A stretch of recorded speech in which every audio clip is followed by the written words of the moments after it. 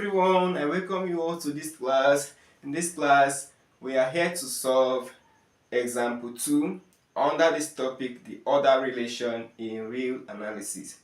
This is actually mathematics class.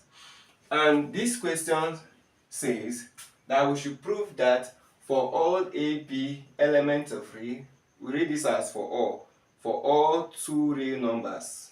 AB are real numbers, elements of real numbers with a be greater than 0, which means that the two real numbers must be greater than or equal to 0. So both the two real numbers must be greater than what, or equal to 0. Then the square root of square root of the product of the two real numbers must be less than what, or equal to half of the sum of the two real numbers. So let's start the solving, the proof. Then we know that since the two real numbers are greater than or equal to 0, their square root must exist, right? So I can say square root of A, then square root of B. So square root of A will be a real number since A is greater than or equal to 0. Square root of B must be a real number since B is greater than or equal to 0. Then square root of A, which is a real number, minus square root of B, which is a real number, will give you another real number. And in the introductory class, in our introductory class, we said that the square of, for any real number at all, the square of any real number must be what? Positive. So if A is a real number, then A squared must be positive. So this square root of A will give a real number, square root of B will give a real number. Their difference must be what? A minus B will be another real number. Then if you square it, the square of it must be positive. So this implies, let's just quickly expand this. Square root of A minus square root of B, square root of A minus square root of B greater than or equal to 0. So I have written this bracket like this so that we can expand it. Square root of A times square root of A will give you what? A.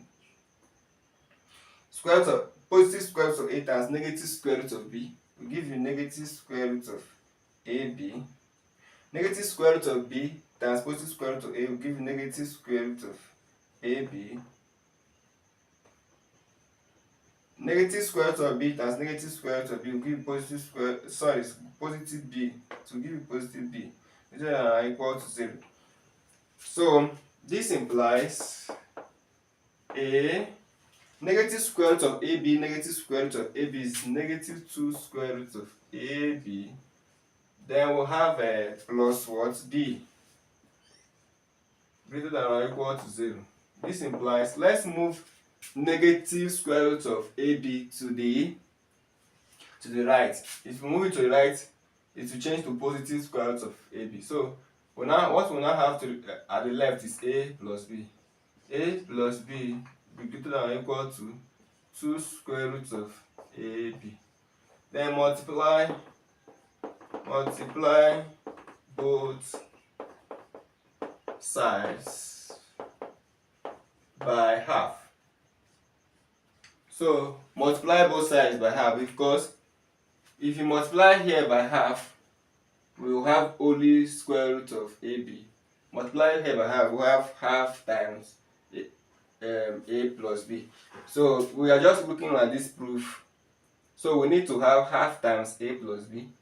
Then we need to have AB, square root of AB. So if you multiply it by half, we have that square root of AB. If you multiply it by half, we have half times A plus B. So this implies half times A plus B greater than or equal to half times square root of AB will give you half times 2 square root of AB will give you square root of AB. Then since this quantity is bigger than this quantity, then this quantity must be less than this quantity. If 2 is bigger than 1, then 1 must be less than what? 2.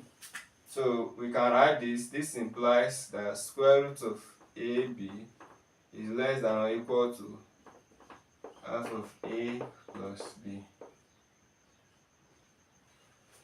So with this, we have done the proof of this. So thank you so much for being part of this class. See you in our next class.